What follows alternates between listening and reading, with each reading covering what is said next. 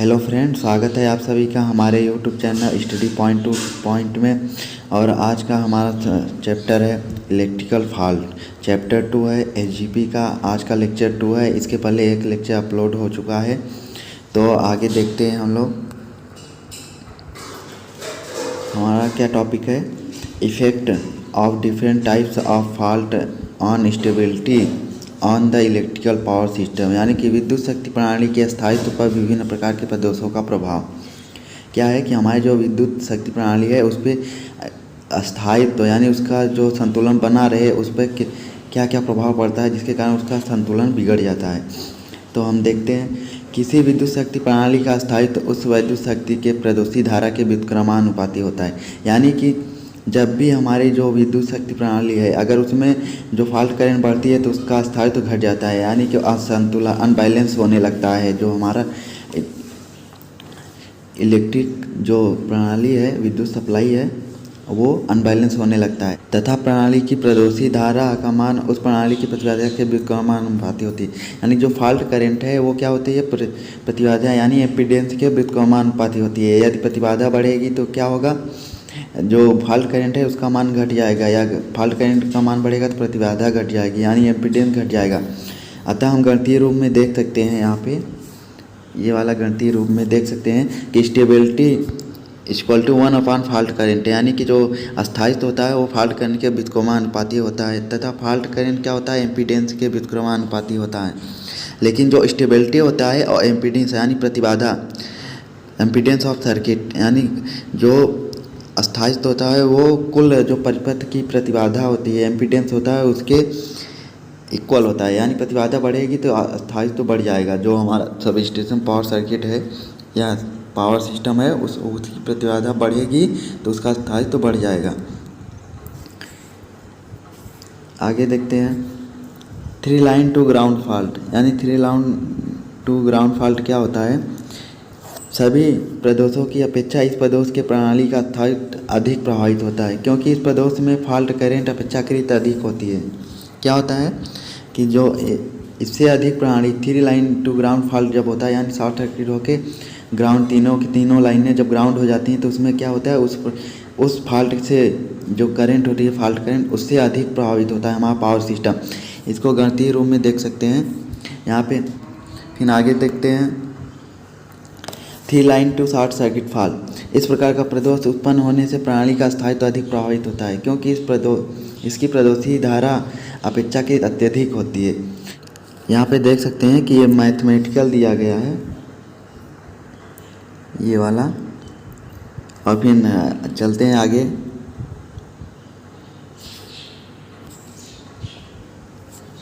To line to ground fault. सभी प्रदोषों की अपेक्षा इस प्रदोष के कारण प्रणाली का स्थायित्व अधिक प्रभावित होता है, क्योंकि इस प्रदोष की धारा का मान सभी प्रदोषों की धाराओं के मान से अधिक होता है।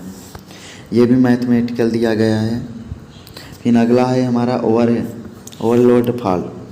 प्रणाली का ओवरलोड होने से प्रणाली में धारा का मान निर्धारित धारा के मान से अत्यधिक बढ़ जाता है। इससे सिस्टम का स्थायित्व आंशिक रूप से प्रभावित होता है, क्योंकि यह सिस्टम का स्थायित्व धारा के बढ़ने से घटता है। अगला है हमारा ओपन सर्किट फॉल्ट, यानी खुला पथ प्रदोष। क्या है? खुला पथ प्रदोष। अगला है खुला पथ प्रदोष। किसी विद्युत शक्ति प्रणाली का जब एक या एक से अधिक फेज किसी प्रकार खुल जाता है अथवा टूटकर या क्षतिभंग होकर उसके अंग पृथक हो जाते हैं, तब यह प्रदोष ओपन सर्किट फॉल्ट कहलाता है। यानी जो हमारी 3 फेज सर्किट होता है या 3 फेज सिस्टम प्रणाली होती है या सिंगल फेज, उसका एक भी अगर जो लाइन कंडक्टर होता है यानी लाइन चालक होता है वो आपस एक दूसरे से अलग हो जाए किसी कारणवश, तो क्या कहलाता है? ओपन सर्किट फॉल्ट या खुला पथ प्रदोष कहलाता है। तो जब ये ओपन सर्किट हो जाता है तो इसमें क्या होता है? इन दोनों के बीच में क्या होता है? जो एयर गैप होता है उसमें क्या होता है कि जो उसका प्रतिरोध होता है या प्रतिबाधा होता है वो इन्फाइनिटी अनंत हो जाने के कारण क्या होता है? धारा का मान शून्य हो जाता है, ओपन सर्किट हो जाता है, जिसके मान धारा का मान शून्य हो जाता है। और नोट ये है कि जो ओपन सर्किट फॉल्ट होता है इसी को ब्रेकअप फॉल्ट भी बोलते हैं। यानी मान लीजिए एग्जाम में पूछ लिया कि ब्रेकअप फॉल्ट क्या होता है, तो आप ओपन सर्किट फॉल्ट को ही बता सकते हैं, यही ब्रेकअप फॉल्ट होता है। फिर आगे देखते हैं types of open circuit fault. Single phase open circuit fault होता है, two phase open circuit fault होता है, three phase open circuit fault होता है। फिर हमारा अगला टॉपिक है case of open circuit fault यानी खुलापन प्रदोष के कारण। किसी विद्युत शक्ति प्रणाली में ओपन सर्किट फॉल्ट उत्पन्न होने के निम्नलिखित कारण होते हैं।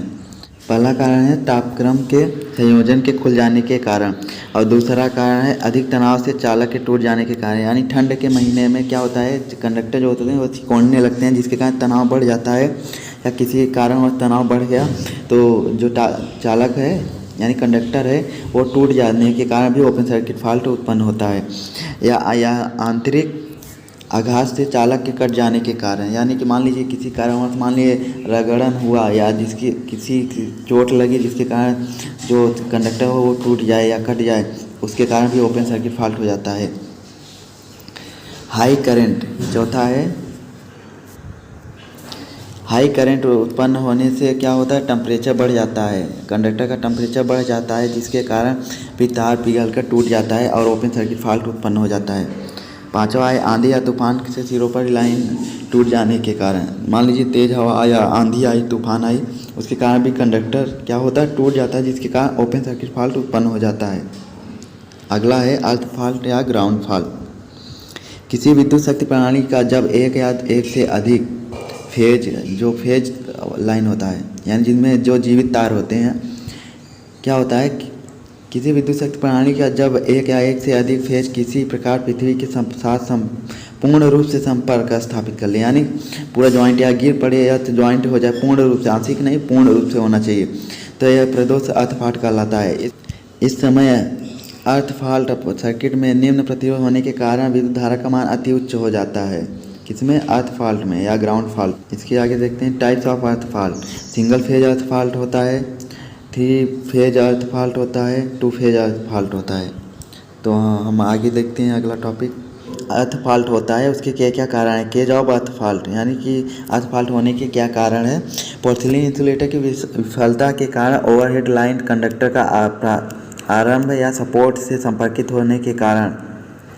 यहाँ पे ये गलत हो गया है, इसको सही कर लीजिएगा, ये वाला ये गलत हो गया है, इसको यहाँ पे सपोर्ट होना चाहिए। और दूसरा है किसी पेड़ की टहनी का ओवर हेड लाइन कंडक्टर जुड़ने के कारण भी अर्थ फॉल्ट उत्पन्न होता है। सपोर्ट या क्रॉस आर्म पर बैठे पक्षियों का ओवर हेड लाइन कंडक्टर से जुड़ जाने के कारण भी अर्थ फॉल्ट होता है। अंडरग्राउंड केबल के इंसुलेशन या यांत्रिक आघात से क्षय हो जाने से कंडक्टर का भू संपर्कित हो जाने के कारण।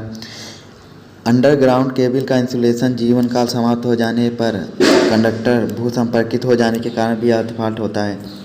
फिर हमारा अगला टॉपिक है कंबाइंड फॉल्ट, यानी कि जब किसी विद्युत शक्ति प्रणाली में दो या दो से अधिक फॉल्ट एक साथ घटित हो, यानी कि एक साथ हो, जो हमारा फॉल्ट हो, जैसे शॉर्ट सर्किट ओपन सर्किट दोनों साथ में उत्पन्न हो जाती हैं। थ्री लाइन सिस्टम है, तो उसमें अगर एक ओपन सर्किट हो जाए और एक शॉर्ट सर्किट हो जाए, यानी दो कंडक्टर आपस में शॉर्ट कर जाएं और एक ओपन कर जाए, तो ये क्या कहलाता है, कंबाइंड फॉल्ट कहलाता है।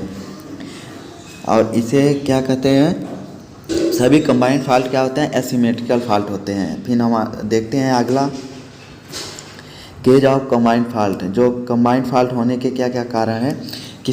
किसी बड़े पेड़ की टहनी का ओवरहेड लाइन के दो या दो से अधिक कंडक्टर से एक साथ संपर्कित हो जाना, तो क्या होगा, शॉर्ट सर्किट भी हो जाएगा। जब दो कंडक्टरों से संपर्कित किया जाएगा कोई पेड़ की टहनी, तो क्या आगे शॉर्ट सर्किट करेगा भी, तो इसके साथ क्या होता है, जो पेड़ है वो अंडरग्राउंड मतलब ग्राउंड फॉल्ट भी कर देता है।